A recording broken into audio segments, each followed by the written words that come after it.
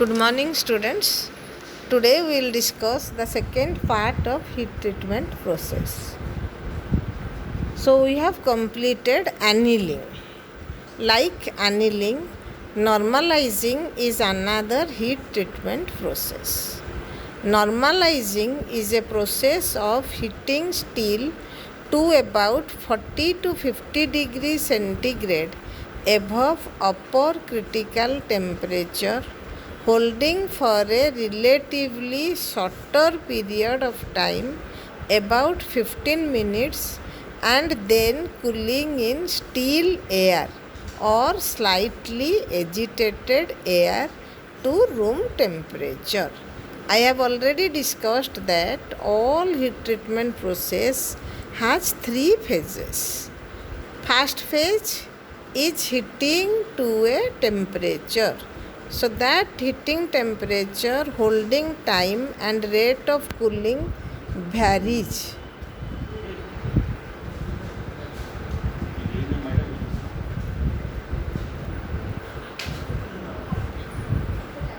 After normalizing, the resultant microstructure is ferrite and perlite for hypoeutectoid steels, total perlite for eutectoid steels, and perlite plus cementite for hypereutectoid steels.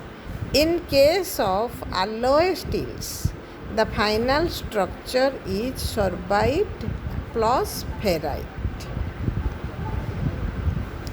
So objectives achieved through normalizing are: internal stresses caused during previous operations are removed. Internal structure is refined to fine grains. Mechanical properties of steel are improved. Impact strength, yield point, and ultimate tensile strength of steel are improved. So, like annealing, this process is also used to remove internal stresses, to refine internal structure, to improve certain mechanical properties. Rolled and forged steels possessing coarse grains due to high temperatures involved are subjected to normalizing. Normalized steels are generally stronger and harder than fully annealed steel but are less ductile. So this is the objective difference between normalizing and annealing. If ductility is the major criteria to achieve, then full annealing will be done. But if we require strength and hardness at losing some ductility, then we will go for normalizing. It can be concluded that to improve the mechanical properties, normalizing process is preferred. But to attain better machinability, softening, and greater removal of internal stresses, annealing process is employed. So till now we have discussed about two heat treatment processes. One is annealing and other one is normalizing. Annealing again is of 5 types. So any type of annealing is done depending on the requirement. And between annealing and normalizing, the heat treatment process is chosen depending whether improvement of mechanical properties is of priority or relieving stresses and increasing machinability is highly required. So, I have already told, if we have to improve mechanical properties at the cost of ductility, then we will go for normalizing. But if we have to remove internal stresses, soften the material and enhance the machinability, then we will go for annealing. Next heat treatment process is hardening. Hardening consists of heating to hardening temperature. In each process, the temperature to which the metal is to be heated is mentioned. That you have to remember against the process. The temperature to which the material is heated. So here 30 degree centigrade to 50 degree centigrade above higher critical point for hypoeutectoid steel, and by the same amount above lower critical point for hyperutectoid steel. Holding at that temperature for sufficient time to attain austenitic structure, followed by rapid cooling. So for hardening, for annealing and normalizing, it was slow cooling. But in case of hardening, we have to opt rapid cooling, such as quenching in water, oil or salt bath. In this case, by quenching, the rate of cooling becomes very high. High hardness developed by this process is due to phase transformation with rapid cooling. In this process, due to rapid cooling, austenite is changed to martensite. In case of normalizing, we have discussed depending on whether it is hypoeutectoid or eutectoid or hyperutectoid, or for alloy steel, the structures are different. They are perlite and other structures, but not martensite. In case of hardening, only because of rapid cooling, we get martensite structure, which is very hard substance. The hardened steel becomes very hard but brittle. Though this process is applied to all cutting tool, all machine parts made from alloy steel, dies and machine parts subjected to heavy duty work, the process is followed by tempering. So with hardening, we have to opt another process known as tempering in order to remove extra brittleness, relieve stresses and obtain better mechanical properties.